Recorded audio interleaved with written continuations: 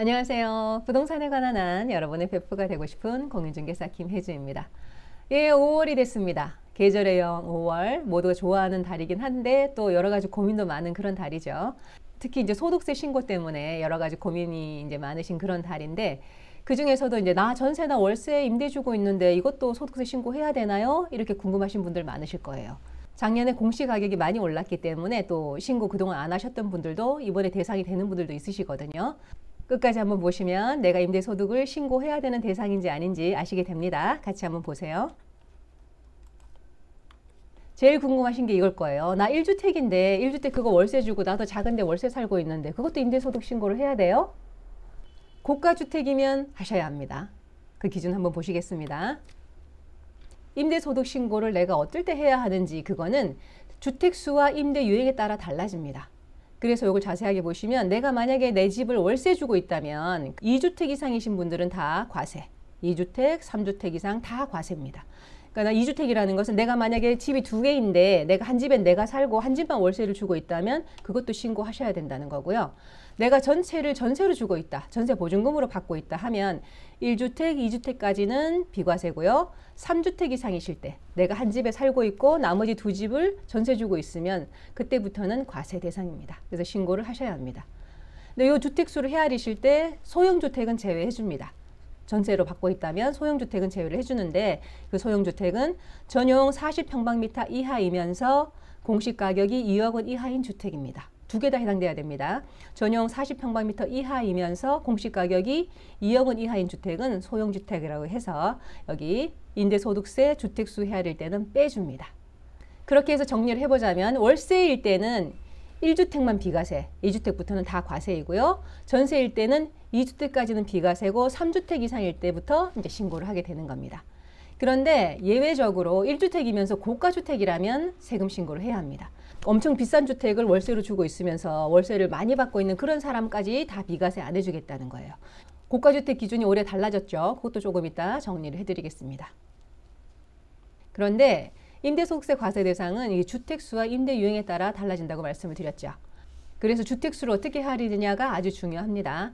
만약 양도소득세라면 그 세대원 전체의 주택수를 헤아려서 이제 주택수를 계산하잖아요. 그런데 임대소득세에서는 본인과 배우자의 주택만을 합산합니다.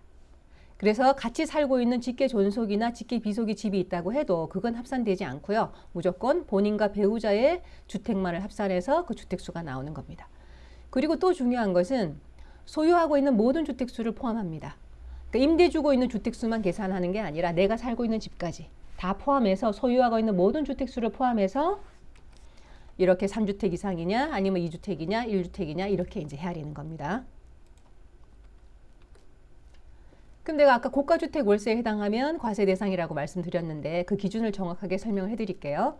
올해 이제 세법이 개정이 됐습니다. 그래서 주택 공시가격이 12억 원을 초과하는 주택을 이제 고가주택으로 보고 그때는 1주택이라도 월세 신고를 하게 됐습니다. 작년까지는 9억 원 초과였죠. 그래서 올해 이제 개정 세법이 나오기를 2023년 2월 28일이 속하는 과세 기간분부터 적용한다. 그러니까 올해 과세 대상 금액을 내년에 5월 달에 신고를 하게 돼 있잖아요. 그때부터 적용을 해주겠다는 겁니다. 그래서 2022년도까지는 9억 초과였기 때문에 고가주택이 올해 5월 달에 신고하시는 거는 작년도 소득분을 신고하시는 거잖아요. 작년 12월 31일까지는 9억을 초과하면 고가주택이었잖아요. 그래서 올해 5월 달에 신고하시는 주택은 만약에 9억을 초과한다면 고가주택이기 때문에 월세로 주고 계시면 신고하셔야 됩니다. 이해하셨죠? 올해 고가주택 기준이 상향이 됐지만 12억 원으로 그거는 내년에 5월 달에 신고할 때 올해 소득을 내년 5월 달에 신고하게 되니까 그때의 기준이 되는 것이고 지금 5월 달에 신고하시는 부분은 작년도 소득을 신고하시는 거기 때문에 작년도 12월 31일까지는 9억 초과가 고가주택이었어요. 그러니까 작년도에 9억을 초과했으면 주택 공시가격이 1주택 월세라도 신고를 하셔야 됩니다.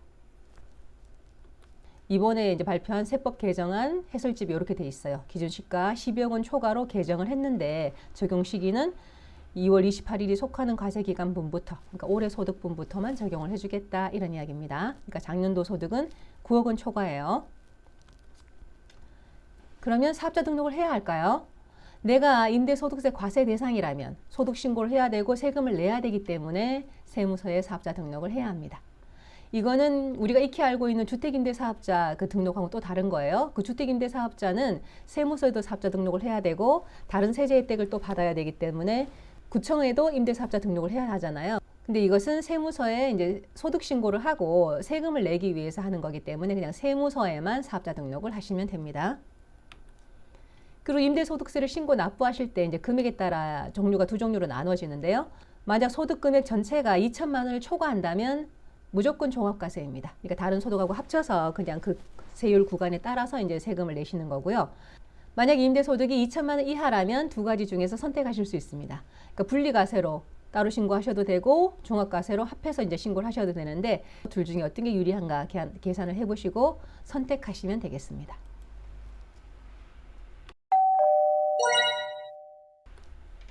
네, 오늘 이렇게 5월 소득세 신고월을 맞아서 전세, 월세, 임대 주고 있을 때 어떤 경우에 내가 임대소득 신고를 하고 소득세를 내야 되는지 이제 정리를 해드렸습니다. 좀 이해가 가셨죠? 또 1주택 월세 기준이 어떤지도 말씀드렸고요. 네, 오늘 영상이 임대소득 신고 때문에 고민하셨던 분들께 도움이 되셨으면 좋겠고요. 도움이 되셨다면 구독과 좋아요 부탁드립니다. 저는 다음에 또 다른 좋은 영상으로 찾아오겠습니다. 지금까지 여러분의 부동산 베프 공인중개사 김혜주였습니다. 감사합니다.